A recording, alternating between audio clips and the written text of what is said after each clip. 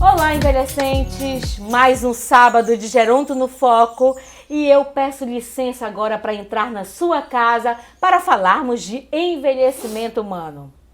E o tema de hoje, muito especial. O tema de hoje é A Mulher e a Toalha, experiências de uma educadora social. Você vai já entender o porquê desse tema. Porque eu trago para vocês hoje a Dona Esmeraldina da Paixão Souza. Tudo bem, Dona Esmeralda? Seja muito bem-vinda ao Geronto no Foco. Tudo bem, muito obrigada. Eu me sinto honrada, em ser convidada por você para participar desse evento. Para mim está sendo maravilhoso. Que maravilha! Você sabe quem é Dona Esmeraldina? Dona Esmeraldina é uma mulher idosa de 71 anos, casada, 3 filhos, 6 netos, natural de São Miguel do Guamá e reside em Castanhal há 53 anos. Ela estudou, ela fez questão de falar. Eu estudei nas 2 maiores escolas públicas da cidade, Lameira Bittencourt e Cônego Leitão. Tem curso técnico em contabilidade e formação superior em recursos humanos. Mas, na verdade, ela até hoje é conhecida mesmo como a Conselheira Esmeraldina. E você vai saber por que, desse título durante a nossa entrevista. Então, Dona Esmeraldina, muito bem-vinda mais uma vez ao Geronto no Foco. E hoje nosso bate-papo com o telespectador lá de casa, vai ser sobre toda a sua trajetória na área da educação social, sua trajetória, porque eu conheço, mas eu gostaria muito que os nossos telespectadores também conhecessem da sua história. Então vamos lá. Eu, conhecendo já um pouco da sua trajetória profissional, eu gostaria que você nos contasse como foi essa sua experiência em trabalhar com diversos segmentos, entre eles crianças, adolescentes, jovens, adultos e idosos. Conte pra gente como foi essa experiência.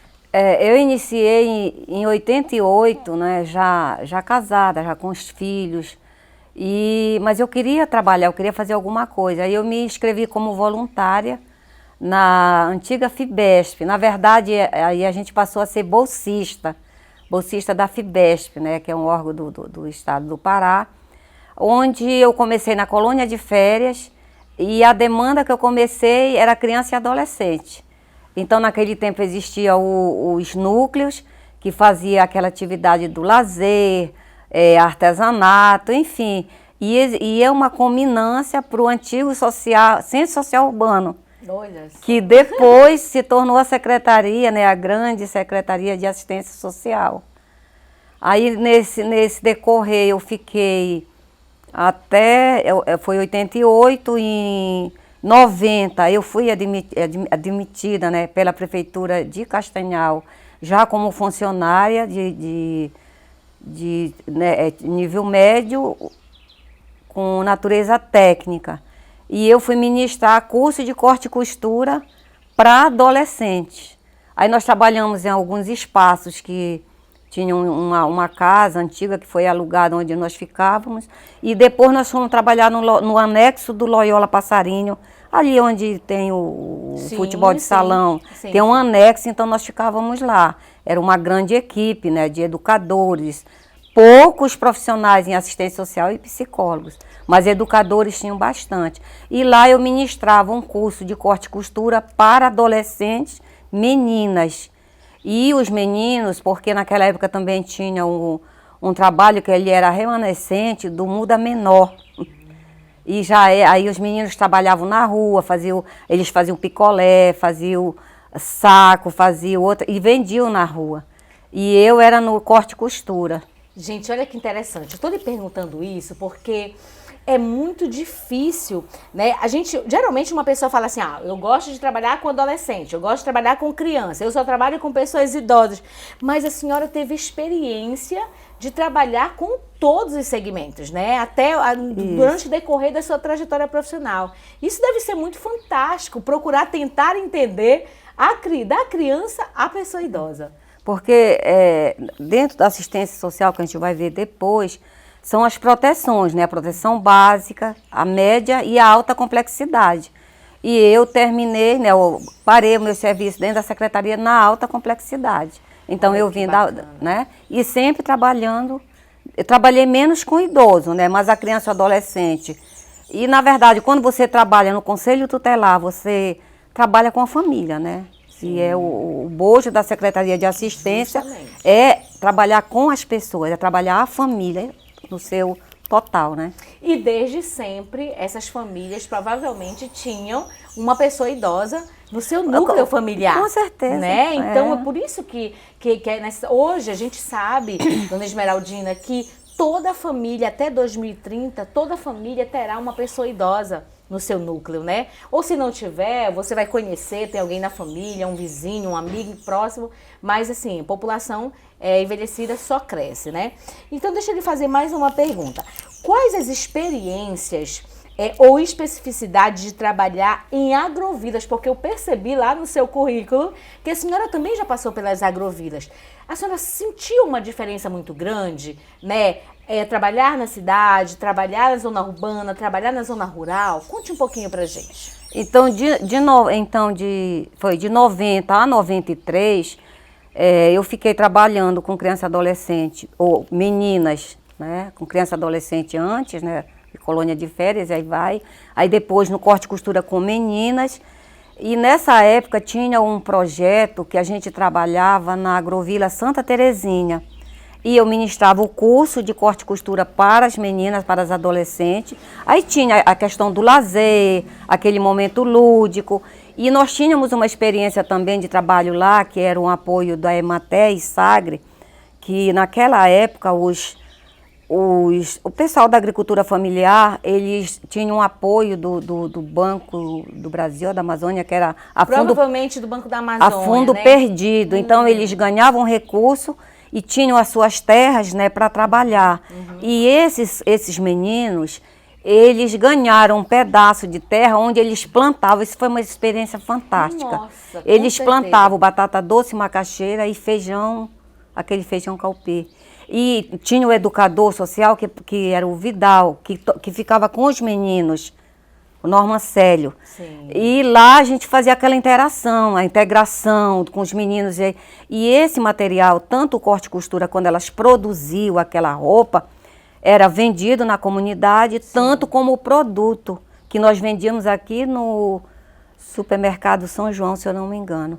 E esse recurso, esse dinheiro era rateado entre as partes e eles compravam material escolar. Gente, que fantástico, né? Que trabalho. Depois eu quero muito saber se a senhora tem conhecimento, se esse trabalho ainda é desenvolvido, se existe requisitos desse trabalho. Aí, assim, como eu falo, sempre eu gosto de registrar, né, alguma coisa. Até hoje eu tenho foto dessa, aí trazia o pessoal da Agrovila de Santa Terezinha para fazer a integração aqui, aqueles passeios, né? Banhos de garapés, a integração que sempre fazia a culminância lá, hoje onde é a Secretaria de Assistência. Né? Então até 93. Já em 93, que já é, acho que é outra etapa, né? Isso, que eu me candidatei para concorrer na chapa Pé de Moleque, que era a nossa chapa, para conselheiro tutelar, para concorrer à eleição. E essa pergunta que eu vou lhe falar, ela vem justamente falar desse seu título de conselheira até hoje, né? Que as pessoas ainda lhe reconhecem como a conselheira Esmeraldina. Trabalhar no conselho tutelar foi uma experiência desafiadora? Quais eram as maiores dificuldades? A senhora tem problema em falar sobre isso? Não, até porque eu acho assim que tudo é um crescimento profissional, pessoal, e na própria política, né? E quando eu falo assim, que sempre eu falo que assistência social, a qual a secretaria era lotada, a assistência social, ela é construída, ela é feita por várias mãos. E eu até hoje eu me sinto muito honrada que as minhas mãos estavam lá entrelaçadas, né? Nessa conquista. Então, quando a gente venceu, ganhamos a eleição, eu e mais 4 companheiras, né? Que até hoje são referendadas, a conselheira Arlete, conselheira Helena, enfim, sempre são referendadas com esse nome. E nós eram 5 mulheres Aí assumimos o Conselho Tutelar. Então o Conselho Tutelar era muito novo. O Estatuto da Criança, 1990, né, foi a promulgação. E Castanhal foi o segundo município do Pará a instalar o Conselho Tutelar. Olha que maravilha. E se eu não me engano, Tucumã foi o primeiro. Então era uma coisa nova para as pessoas que iam executar, para as pessoas, os sujeitos pensantes dessa política e para o próprio prefeito, né, o Conselho Tutelar. Nós não tínhamos nada. Instalamos, aí fomos trabalhar na Secretaria de Assistência no espaço do prédio, que ainda era o prédio do Estado, né? Foi dividido lá as partes e nós trabalhamos. Então foi muito desafiador, porque até aprendi com o sábio que é difícil não é bom você bater de frente com as pessoas que só querem entender aquilo que lhe convém. Mas aí a gente trabalhava a questão da política da boa vizinhança. Aí o que foi que a gente fez? Naquele momento, Ildeana, os movimentos sociais eles eram muito articulados, eram muito fortes. O Conselho de Direito de Castanhal, o Conselho Municipal, o Conselho Estadual, em qual nós estávamos assim interligados para que nós fôssemos acompanhados por tudo isso e acolhidos, né? Então era muito forte isso aí. Mas aí nós começamos, um espaço muito exíguo, né? Começamos a trabalhar e fomos mostrando a nossa cara. Houve pessoas que não entendiam para que esse conselho era o Conselho dos Aborrecentes. Era uma coisa muito nova, assim, né? É verdade. Aí, depois de muito tempo, a gente conseguiu um recurso através do governo federal, que foi comprado um veículo, não tinha linha telefônica, a gente conseguiu. Então, foi uma luta, tanto questão de espaço físico, de logística, né? Como as pessoas entenderem para que este conselho veio. Veio para proteger a criança e adolescente, para se tornar aí aqueles adjetivos pejorativos. E não era porque o Conselho Tutelar ali trabalha em defesa da criança e do adolescente, né? E a sua família. Mais escolas, menos criança na rua. Eu fico imaginando, assim, né? Como tudo que é muito novo causa um certo estranhamento, né? Então, com toda certeza, vocês fizeram a sua história, fizeram o nome de vocês, né? Divulgaram para que realmente, qual era a função do conselho naquele momento e escreveram uma história de uma forma em que até hoje vocês são conhecidas como as conselheiras, né? E nessa época, né, nós trabalhávamos num lugar ainda que a gente achava que não era digno e nem adequado, mas nós fomos tanto reconhecidos no estado do Pará, que aquele procurador, o doutor Santino, quando foi construído o Ministério Público novo,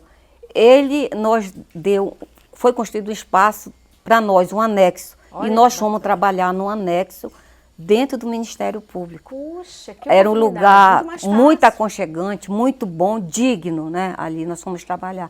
Aí começou a vir as questões as demandas que eram muitas, porque naquela época, Ildeana, você sabe que ninguém pode negar a proteção. Somos nós que vamos resolver, não. Então, todos os municípios não tinham conselho aqui em redor. Eles vinham, o Conselho Tutelar, ele é jurisdicional e ele tem o seu lugar, a sua jurisdição. Nós não podíamos ir trabalhar em outro município. Mas nós não podíamos negar. Então, naquela época também, a superintendência, a delegacia, ela era Zona Bragantina e Salgado. Então, quando tinha um crime contra criança e adolescente, a gente entrava, a gente fazia visita, porque o Ministério Público, o juizado chamava a gente, o juizado desse município, e a gente passava para a delegacia, para a parte policial. Então, vocês acabavam sendo referência, né, dentro do trabalho que vocês desenvolviam para outros municípios, Com certeza, referência no sentido até de implantar, de criar esses novos conselhos, o Conselho de Direito, né, e o Conselho Tutelar. Aí a gente dava palestra, ia falar, era roda de conversa com São Francisco do Pará para implantar o Conselho Tutelar, Marapanim, Curuçá, todos em torno, Inhangapi. E então é através dessa sua fala agora que eu faço essa última pergunta desse bloco, que é, na época você percorria diversos bairros, vocês, né, e programas sociais. E como é que como eram vistos pessoas idosas nessa comunidade? Eu sei que você era do conselho, né, da criança e adolescente e tudo, mas com certeza tinham familiares idosos ou na comunidade. E quando você percorria, como é que você via? Ou você não se atentava para isso? É uma curiosidade muito minha, assim, né? Se naquela época as pessoas idosas já eram vistas, né? Já se preocupava em um trabalho social com eles. Você consegue lembrar, assim, desse período? É porque quando a gente estava no Conselho Tutelar, que a gente recebia a demanda e a gente ia fazer a visita, né? Quem a gente encontrava lá? Aquela família, porque também houve o êxodo rural, a gente estava nessa condição ainda, que as crianças vinham, foram trabalhar na rua, né? Sim. Os pais, os responsáveis não tinham mão de obra qualificada e que foi aquela enxurrada de criança e adolescente trabalhando na área de ACEASA, prostíbulo, enfim. Está tudo interligado ao trabalho do Conselho Tutelar. E quem a gente encontrava, geralmente, eram os avós, que eram os mantenedores daquela família, como até hoje, até hoje se encontra. Infelizmente, né, nós perdemos muitos idosos para a pandemia, para a Covid, e hoje esses filhos, esses netos, eles sofrem essa ausência, né? Com certeza. Essa ausência. Então, a gente sempre, você não pode trabalhar só a criança ou adolescente, sempre está ligado ali à família, pai, mãe, né? E avô. Então, nesse período, você, quando fazia visita, você já conseguia visualizar pessoas idosas nas famílias e que a maioria eram provedores daquela família, de uma certa forma. Era, com certeza. Olha só, que tinha, né? Então, envelhecentes, nós estamos voltando agora no segundo bloco, mas eu gostaria de trazer uma coisa muito especial para vocês. O tema da nossa entrevista é a mulher e a toalha, né? As experiências de uma educadora social. E eu trago um texto da própria entrevistada, da Esmeraldina, e para vocês, que se chama A Mulher e a Toalha. Quantas vezes nós pensamos em jogar a toalha? É um ditado popular. Quando nós estamos tristes, irritados ou decepcionados por alguma coisa. Porém, é com a toalha que nós enxugamos as nossas lágrimas quando sofremos alguma desilusão. Quando temos vontade de largar tudo e ir embora para bem longe. É com a toalha no ombro que levamos nossos filhos ao banho. Às vezes, uma toalha, ela pode ser de fralda, bordada ou simplesmente um pano que chamamos de toalha. Mas é com ela que enxugamos nos mínimos detalhes cada pedacinho da nossa cria. É a toalha companheira que estendemos na areia da praia e deitamos para que o sol aqueça o nosso corpo, que nem sempre é aquele que queremos. Porém, deixamos que a brisa leve e lenta sopre sobre os nossos rostos como um encantamento sutil. É com a toalha que enxugamos nossas mãos quando retornamos para nossa casa depois de uma jornada de trabalho longa e árdua. E no dia seguinte, lá estamos prontas para a luta, sem deixar de ser a mulher, sem deixar de ser a esposa, a namorada e algo mais, sem deixar de ser a mãe de nossos filhos e a mãe acolhedora dos filhos de outras mães que tanto precisam de nós, exercitando cada vez mais esse papel maravilhoso de ser mãe. Por que eu fiz questão de ler essa poesia da Esmeraldina? Porque ao momento que eu li, eu me identifiquei, né, muito com a sua poesia. Quantas vezes eu tive vontade de jogar a toalha, né? Como diz o ditado popular. Quantas vezes a gente deixa de cuidar dos nossos para poder cuidar dos outros? Quantas vezes você fez isso, né? Como educadora social? Quantas vezes você se angustiou, né?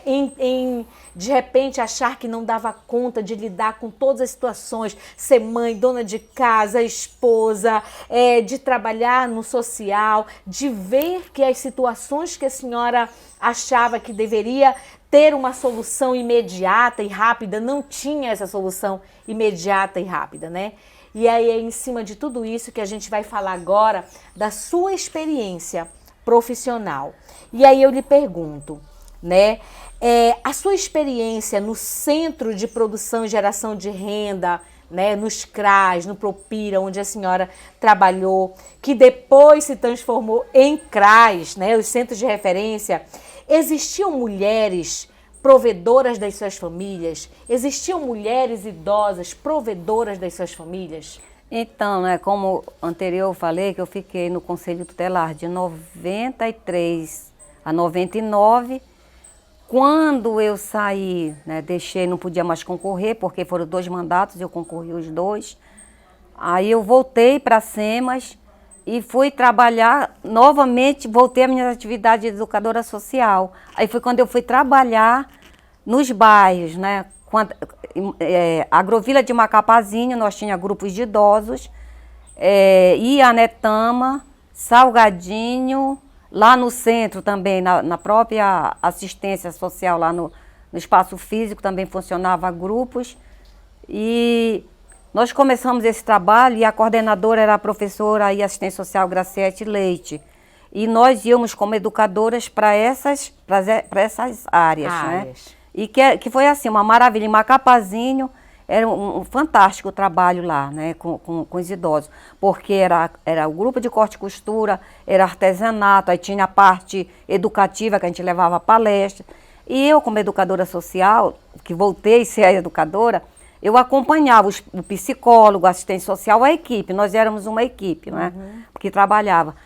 Passei algum tempo e fui convidada a assumir o Centro de Produção e Geração de Renda, na área do Propira, que era uma área de invasão, considerado linha vermelha pela segurança pública. Então, as pessoas estavam assim, temendo ir. Como eu já tinha feito um trabalho lá também como conselheira, tinha acompanhado pessoas lá. Aí eu disse, eu falei assim, eu vou. Eu vou encarar. Eu vou encarar. E nesse ir para lá, era o Centro de Produção e Geração de Renda. Eu passei 8 anos, de 2000 a 2008. Então, quando a gente via Centro de Produção e Geração de Renda, mas quando nós começamos a cadastrar, as mulheres, as pessoas, não tinham capacitação profissional. Imagina. Aí foi invertido.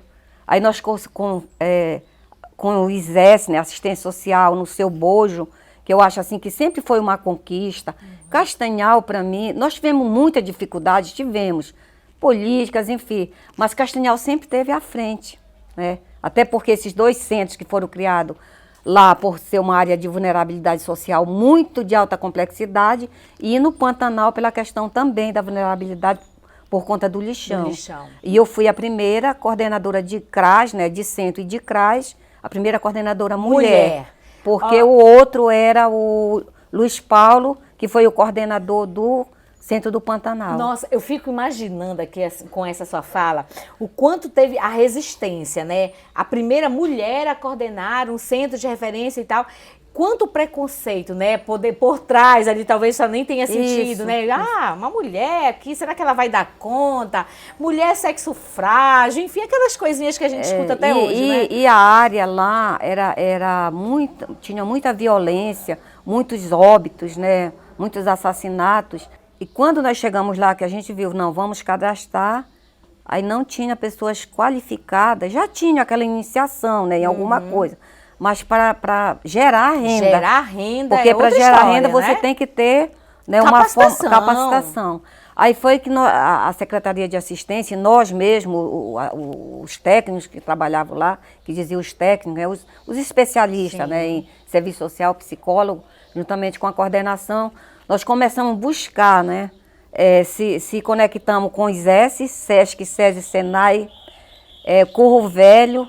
Então, era curso de manipulação de alimentos, higiene e manipulação de alimentos, ensinar, né, Aí as mulheres passaram a fazer seus bolos, suas coisas e vender e começaram a gerar renda. Sim. O corte e costura, pintura em parede de alta qualidade, porque naquele tempo aquelas pinturas com aqueles rolos, né, que faziam aqueles desenhos, aquelas artes, com texturas, né? Com textura, e tudo mais. isso. Então esse curso durou uns 6 meses, para homens e para mulheres. Eu até ainda aprendi a pintar muita coisa.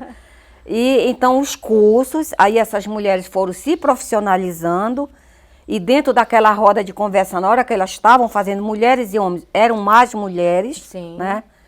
Idosas, eu não lembro assim que tinha pessoas mais de 60 anos, eram mais jovens de 19, adolescentes já, jovens com filhos e senhoras, né?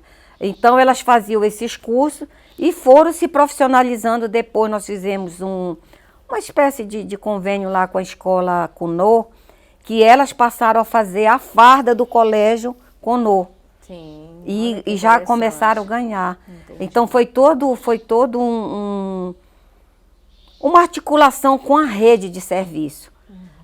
Tantos elas foram se capacitando, como foram sendo colocadas em outros espaços para fazer, e tinha lá no centro, no CRAS, que depois nós tínhamos todas as modalidades de CRAS, inclusive o programa Erradicação do Trabalho Infantil, que foi implantado, porque você vê lá no início, quando eu falo que os meninos vendiam picolé, mas depois veio a lei, que a criança e o adolescente não poderia trabalhar em esses trabalhos de rua, que era muito penoso, perigoso. Então, lá aí as crianças já faziam, era o projeto social educativo mesmo. Sim. Aí foi implantado, já no CRAS Propira, veio a implantação do CRAS, no ABB Comunidade funcionava um grupo, e no Pantanal. Então nós tínhamos toda a modalidade de CRAS, mas não éramos CRAS. Aí houve ascensão dos CRAs, né? E hoje nós temos bastante, né? São 7, eu sei, né? 7 CRAs, né? Que eu digo assim, isso foi uma conquista. Com toda certeza. Né? Castanhal avançou, né? Muito sobre isso. Sim. Praticamente um CRAs para atender de 3 a 4 bairros. Praticamente, isso. Né? Lá nós atendíamos agrovila, né? As agrovilas lá no Propira. Sim. Então lá foi assim, foi um recomeço ali naquela área, era muito... Geralmente eu ia de ônibus, né? E vinha e ficava quase que o dia. Aí nós tivemos uma articulação também lá, uma das variáveis era a fome. Eram famílias empobrecidas que vinham, né, para invasão, a fim de melhorar de situação, botar os filhos para estudar. Então, uma das variáveis lá, além da violência, era a fome. Era a fome. Então, a gente fez uma articulação com empresas que doavam carne, empresas que doavam macarrão, associação de agricultores da Iracema, que toda sexta-feira... Traziam nós íamos buscar o borralho, né, que é aquela produção que ela não está boa para vender, mas ela está boa para o consumo. Para o consumo, aquele que não, o peso não está, né? Enfim, tem algumas... Adequado. Era muita verdura, muita macaxeira, enfim. E aí a fome, né? Eu tenho até uma poesia sobre a fome, um texto. Então, a fome também foi amenizada. Aí nós trabalhávamos, era 70 famílias, né? Até quando eu estava lá, 160 crianças e adolescentes. Aí já foi criado o grupo de idosos dentro do próprio CRAS. Aí lá já era um grupo mesmo, que elas participavam lá e sempre, você sabe que existiu, todos participavam, os grupos, e a culminância na Secretaria de Assistência. Sempre aí elas participavam da parte da politização, dos eventos, dos bailes, né, dos idosos. Sim. Enfim, era uma integração muito grande. Aí tinha os passeios que eu fazia com as mulheres, enfim. Então, assim, eu era muito apaixonada pelo meu trabalho quando eu via aquela mulher que chegava no centro, no CRAS, né? Que ela não queria mais nem pentear o cabelo. Já com a autoestima muito baixa, isso. E quando ela começava a participar, né? A gente já via outra mulher, ela já chegava, outra pessoa, ela contando a história dela. Aí a gente ia justamente naquele objeto de estudo que estava ali nas nossas... Né? Na sua frente. Aí a gente começava. Aí lá era o encontro de espiritualidade, porque nós somos um país laico, né? Sim. Encontro de espiritualidade com a Igreja Católica, sábado e domingo, dificilmente ficava fechado o CRAS. Encontro dos evangélicos. Aí a gente levava juiz, segurança, professores. A nossa rede era muito articulada. Eu percebo que existia uma movimentação muito grande em torno, uma dedicação, na verdade, muito grande em torno do social, né? Das pessoas. E no sábado, nós tínhamos aquele projeto da flauta doce. Só que a prefeitura não trabalhava no sábado. Mas eu tinha duas já educadoras sociais que elas estudavam e elas ficavam devendo horas. Então, elas pagavam essas horas no sábado e acompanhava o grupo da flauta doce. Olha, baseado em tudo que a senhora está me contando dessa história magnífica, né? Sobre o trabalho, né, com pessoas que cumpriam penas alternativas, porque eu já vi no seu currículo e sei que a senhora desenvolveu esse trabalho, né? Tinham pessoas idosas cumprindo pena? A senhora teve essa experiência? Porque hoje, quando a gente fala em processo de envelhecer, a gente esquece das pessoas idosas detentas, né? Das que estão envelhecendo nos cárceres, né? E aí uma curiosidade minha, assim, nesse período, tinham que a senhora desenvolveu esse trabalho? Tinham pessoas idosas? Eu gosto, assim, você viu que eu ilustro muito as datas, né? Então, eu fiquei até 2000 no CRAS Propira e depois fui convidada novamente a ser a coordenadora do Centro de Acolhimento, né? Passei 5 anos no Centro de Acolhimento como coordenadora e disse, não quero mais mandar em ninguém nem coordenar. Eu vou sair daqui, pedir para sair, e foi para a Proteção Social Especial, né? Que é a de alta complexidade. E lá, além das atividades que a Proteção Social, que a Cândida era a coordenadora, a Cândida Sodré, e eu a auxiliar. Dentro dessa Proteção Social Especial, nós trabalhávamos a questão das... Depois eu chego nessa tua pergunta, porque tem tudo a ver com do meu trabalho ali, né? Claro. Qual é a responsabilidade da Proteção Social Especial, né? A gente trabalhava com centro de acolhimento, o CREAS, né, com pessoas tudo em rede, em situação, né? de rua. Não, nós éramos responsáveis por fazer articulação com toda essa equipe que já estava nesses equipamentos, né? Centro de acolhimento, o CREAS, e que eram pessoas em situação de rua, as pessoas que eram vítimas de violência, eu digo as pessoas todas, né? Vítimas de violência. A prefeitura faz um projeto, um convênio, celebra um convênio com o judiciário sobre essa questão do monitoramento das penas alternativas. E eu tinha feito um curso em Belém sobre penas alternativas, que era uma modalidade que o juiz entendia, em vez da pessoa, aquele indivíduo estar encarcerado, ele pagava os serviços à comunidade. E eu fui indicada para monitorar. Coordenar essa parte. Aí é que eu chego, né, na tua pergunta. Eu monitorar, porque assim, o processo, estudo social, tudo era feito na equipe. Pela assistente social. Não, no judiciário. Porque era uma questão criminal. Então, a equipe interdisciplinar, ela fazia, o juiz determinava a pena, a equipe interdisciplinar do fórum fazia todo o estudo de caso, que eu não fazia, né? Não ia fazer, eu só ia monitorar. Então, qual era o meu trabalho? Eram 30 pessoas, 2 mulheres, não tinha nenhuma idosa, porque uma tinha 19 anos, era uma jovem, e outra era de 47 a 50 anos, e 28 homens. E dos homens, o mais velho, eu lembro muito bem, porque eu foquei muito nesse trabalho, era 57 anos, não tinha nenhum idoso, né? Olha aí qual era o meu trabalho? Era recebê-los lá, tinha um canto, lá uma sala que eu recebia, eles, né, individual, fazia articulação com a rede de serviço, que era nas escolas e hospitais e postos médicos municipal, colocava e monitorava para saber se eles estavam cumprindo a pena, que era às vezes 5 anos, 4 anos, era 8 horas por semana, e até a noite. Até a noite foi quando, eu acho que assim, eu já estava extrapolando meu horário. Eu nunca trabalhei 6 horas. Sempre eu trabalhei a mais. Aí já à noite, eu já estava monitorando os que trabalhavam à noite, prestavam o serviço, eu tinha que ir à noite. Aí eu não soube dosar muito essa questão do meu horário, eu disse, não, aí eu vou entregar o meu lugar. Eu já estava aposentada e recontratada dentro Mas olha que interessante, né? Uma realidade que não é tão próxima, mas que não tinham idosos, né? Naquele círculo ali. Hoje a gente sabe que existem várias pessoas idosas ou pessoas que estão envelhecendo no cárcere. Pelo menos é uma o que eu monitorei não tinha nenhum idoso.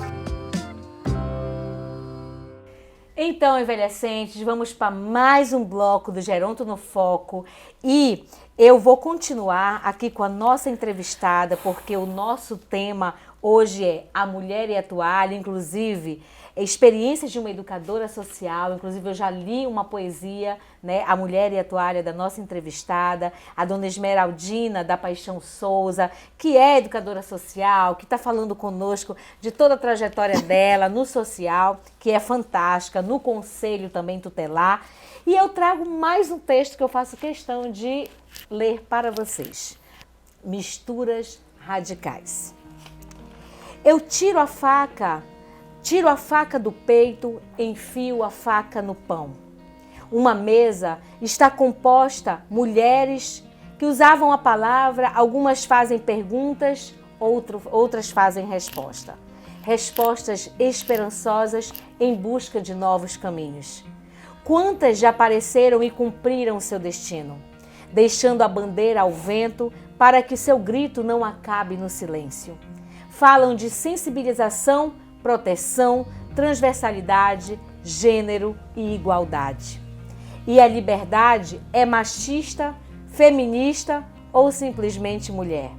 Todas falam em mudanças feministas ou simplesmente mulher? Todas falam em mudanças, implementação e educação. Tiro a faca no peito, enfio a faca no pão. Luto pela gestão compartilhada. Repudio a corrupção, violência, politicagem, injustiça, benevolência e traição. Na violência contra a mulher, sofre toda a classe social. A mulher velha, adulta e ainda menina. Num país que a lei descreve que somos todos iguais, na hora da violência, a quem devo recorrer? Se é o próprio companheiro que não para de bater. Bater e espancar, chegando até a matar a mãe dos seus filhos. Parece até um filme em um paraíso perdido, esquecido de amor, compromisso e respeito desprovido de políticas que causem maior efeito, garantindo atuação, efetivação e humanização. Tiro a faca do peito, enfio a faca no pão. Olha isso, Esmeraldina. Conta um pouquinho sobre esse texto, né, de uma mulher que trabalha no social, que trabalha por uma causa, né, que trabalha em prol, não dos seus diretamente, só dos seus, do núcleo familiar, mas dos outros, né? E aí é com esse texto que eu te faço essa pergunta agora. Em 2013 você já era uma mulher idosa e estava em plena atividade, né? E como foi essa experiência? Como é ser uma mulher e uma mulher idosa e ainda lutando por esse social? Eu, sinceramente, com 62, eu não me via. Eu sabia que eu estava envelhecendo, mas eu estava tão assim na ativa e empolgada com aquilo que eu estava fazendo, né, que eu não me via totalmente, né? Assim, você não se percebia envelhecendo, porque a gente estava muito, ó, essa poesia aí, tiro a faca do meu peito e enfio a faca no pão. Então essa poesia, na verdade, eu escrevi isso aí no momento, foi em 2013 que eu participei daquele encontro na Secretaria de Políticas para as Mulheres em Belém do Pará, passei 2 dias lá. Então eu fui escrevendo isso porque era um debate muito grande, uma ansiedade muito grande, um desabafo, na verdade. Quando foi terminar, eu já tinha falado, foi para a mesa, né? Fui chamada porque eu estava representando a Secretaria de Assistência. E no final, né, do evento, que era para dar as considerações, eu falei isso aí. Porque eu fui juntando palavras, eram mais de 300 pessoas. Era um evento de sensibilização para gestores, né? Para as pessoas que estavam à frente, né, da política. Da política. E aí eu falei, então, quando eu falo assim, tiro a faca, porque, na verdade, até na atualidade, é uma metáfora, né? você está com uma faca apontada para você, que é a violência de vários níveis, né? E quando tu consegue tirar, né, e enfia a faca no pão, aí tu vê uma mesa com comida, com alimentos, né? Eu participei muito de reuniões da segurança alimentar. Então, é esse desabafo, tá entendendo? E eu, como velha, como pessoa velha, né, pessoa idosa, eu nunca tive problema da minha idade. Eu sou muito feliz pela idade que eu tenho. Quando eu completei os 70 anos, eu disse, oh meu Deus, que maravilha, né? Agradecer a todo esse universo, a Deus, por eu estar com 70 anos, né? E eu queria mais, assim, eu acho que ainda faltava eu ir levar mais esse conhecimento, né? Que eu gosto de ler muito, né? Quando eu estou num trabalho, quando eu estava trabalhando, eu procurava, eu digo que todo local de trabalho tem que ter o sujeito pensante. Tem aquele que executa, né? Aquele que vai mesmo arregaçar a mão para fazer, mas tem aquele que tem que pensar para ver como será feito. Tá entendendo?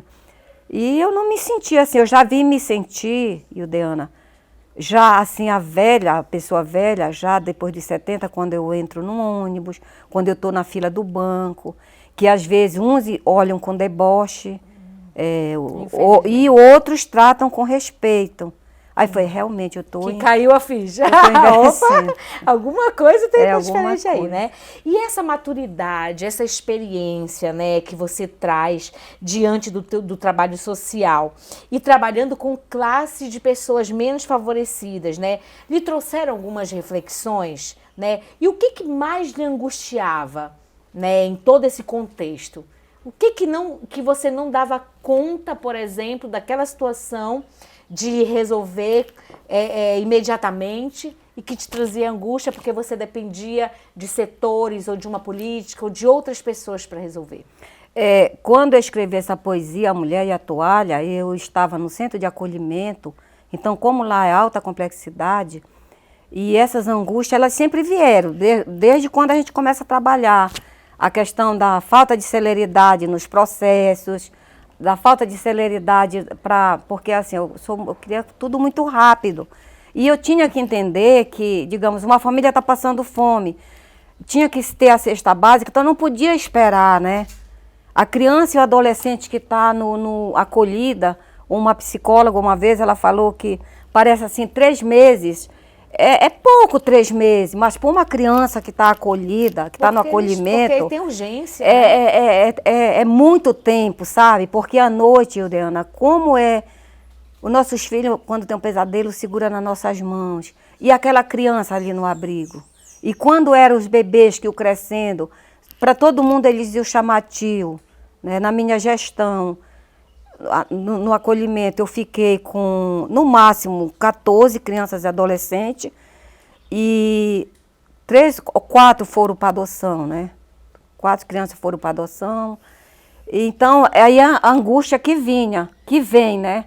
Que essa angústia da gente querer fazer, mas acima da Esmeraldina, coordenadora do centro de acolhimento, ou melhor, do CRAS, né? E de outros equipamentos que eu trabalhei, a gente tem a secretária, tem o prefeito, tem os especialistas, a gente está elaborando projetos, né? Para que esse recurso chegue o mais rápido, para que esse processo, uma vez eu dizia até para um promotor, doutor Delano, em memória, né? Que muitas vezes os processos, eles dormitavam em berços esplêndidos nas gavetas. Ave Maria, né? É verdade. Uma criança que era vítima de abuso sexual e ela tinha que fazer... Então, tudo muito rápido, tem que fazer o exame de conjunção carnal e aquele corre... E se você não tiver, quando eu te falo assim, com as mãos entrelaçadas, se você não tiver mesmo conectado com a comunidade, com toda a rede de serviço fazendo essa costura, e nessa rede sempre tinha uns buracos enormes, né? Então, essa ansiedade, quem é que não sofre, né? Vou dizer, se você me perguntar, você é feliz? Sou de uma forma geral, mas total, né? A gente vê aí. Mas uma luta muito grande e essa questão das experiências exitosas que Castanhal conseguiu, o segundo conselho tutelar. As vítimas de abuso e violência sexual, elas eram atendidas no espaço da secretaria, não tinha CREAS, Depois foi implantado, antes foi implantado um programa, não sei se você lembra, Iaçá, Lembro. que era um lembro. espaço digno, aconchegante, onde as vítimas de violência, abuso sexual, elas iam ali atendidas já por uma equipe. Então eu digo que eu fui do tempo que foi quebrado o isopor, que o menino vendia o picolé, para que o menino viesse para a escola, né? E também da mesa do especialista, o assistente social, o psicólogo, que eles trabalhavam individual, cada um na sua sala. Aí essas mesas foram tiradas e veio a mesa redonda para discutir ali, o pedagogo discutir a sua parte, o assistente social, o psicólogo. Porque não dá para cada um ficar no seu quadrado. Precisa ser trabalhado em rede, as pessoas precisam trabalhar juntas, trabalhar em rede. Sim. Então, se não tivesse... Aí o que me animava, eu não era muito de desistir. Se a pessoa, eu sempre me escudei muito na Madre Teresa de Calcutá, né? Então, se a pessoa não dava hoje, te dava uma resposta meio atravessada, mas você ia lá, e aí? Não sou eu, não eu estou pedindo para mim, mas eu estou pedindo, nunca gostei de estar pedindo, eu solicitava, dizendo responsabilidade social da comunidade, do Estado, de todos, né? Era solicitando. E a gente conseguia. Imagine naquela época a gente conseguir 10, que eu digo que não era 10 cestas básicas, era 10 sacos de alimentos que as penas alternativas também a pessoa pagava com cestas básicas. Né? Você lembra? Então o juizado, a gente tinha uma conexão muito grande, porque muitos técnicos também tinham medo do juiz, dos promotores. Disseram, não, eu sou a coordenadora, ele é o juiz. Nós dois são figuras importantes com as nossas peculiaridades. Né? Eu faço o meu trabalho e o senhor faz o seu. Aí é o reforço de responsabilidade. Que mulher de coragem. Eu vejo muita coragem, né? No trabalho, você me relatando, eu vejo muita coragem, muita determinação, muita vontade de ajudar o próximo, né? Sem medo, né, de se expor, se arriscando, na verdade, né? Então, assim, quais são as mudanças que você percebe em relação às políticas públicas, né? Desse período que você ainda estava na ativa e agora, né, dentro do trabalho que está posto aí. Você consegue perceber mudanças? Melhorou? Cresceu? Qual é o seu olhar em relação a isso? Eu me refiro muito a Castanhal porque já sou munícipe daqui, né? E eu vejo assim que a Secretaria de Assistência, ela sempre está tentando empreender, né? Então eu vejo o empreendedorismo financeiro, empresarial é uma coisa. Qual é o lucro? É o financeiro. E o empreendedorismo social é menos criança na rua, dormindo na rua, os pedintes, é mais criança na escola, é menos adolescente nessas casas, né, de recuperação, naquela época de abrigo, né, o antigo CIAM, menos criança nos centros de acolhimento, que abrigo era uma palavra que eu digo, os malfadados abrigos, né, que era como eu comparei como um guarda-roupa, um armário velho que tu tens lá no quintal, pega tudo, joga lá e fecha a porta para ninguém ver. Então, antigamente as crianças eram vistas dessa maneira, como uma coisa feia, e não era, elas tinham que ser tratadas, e eu sempre digo, quando eu te vejo, Ildeana, sujeito dos seus direitos e seus deveres, eu já estou te tratando bem. Né? Sem preconceito, não, você é uma pessoa que precisa de respeito, né? E que também tem que se fazer respeitar. Maravilha. E agora eu quero falar de você. Eu quero que as pessoas saibam, né? Então, eu quero que você me fale um pouquinho de você, eu quero que você me fale um pouquinho da sua prática atual, das suas descobertas. Você disse nos bastidores para mim, eu tenho muito ex, né? Ex isso, ex aquilo. Mas, assim, o que é Esmeraldina hoje, com 71 anos, que pode não estar mais diretamente na ativa lá como servidora pública, mas o que você decidiu hoje para sua vida? O que você está fazendo? Me conta, enfim. Essa resposta também, a minha resposta é assim, quando... Hoje, né, eu administro a minha casa, a nossa casa, que vive com meu esposo.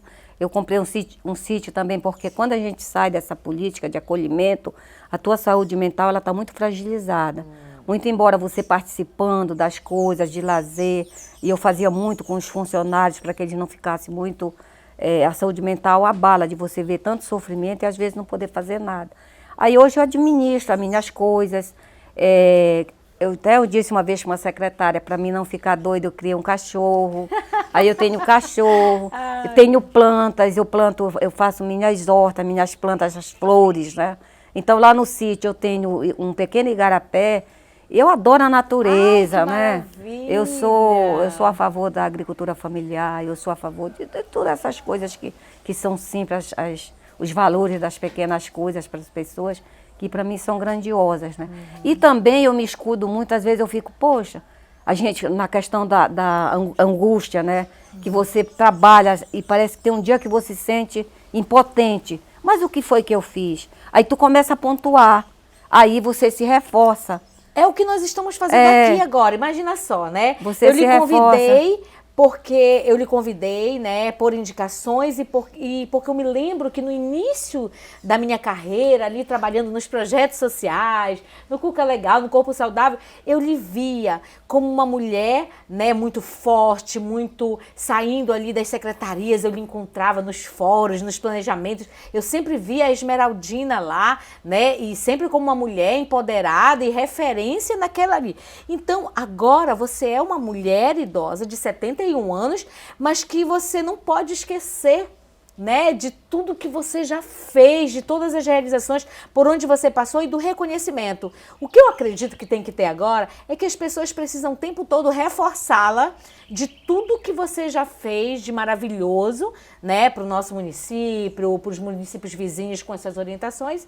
E agora você precisa lembrar disso, né, e continuar de uma certa forma, dentro das suas possibilidades, ajudando o próximo, trabalhando, dando ideias, né? E também quando eu vejo assim, quando a gente vê, vai pontuando, eu digo, poxa, nós fomos um dos municípios que foi implantado o primeiro centro de acolhimento aqui em Castanhal, né? Porque foi numa gestão aí que era meio conflituosa, foi alugada uma casa e não funcionou. Aí depois nós fomos para uma delegacia desativada lá na Coab. Então a gente lutou muito por essa questão, porque não tinha, a gente pegava, recebia a criança para onde levar. E uma vez uma colega levou uma criança para casa, e é anticonstitucional, né? É inconstitucional, e era muito triste. Como é que a gente ia levar? Para onde ia levar? E eu ainda tive uma vez uma animosidade, pequena animosidade com uma secretária, e ela disse, eu disse, a próxima vez eu vou levar para sua casa.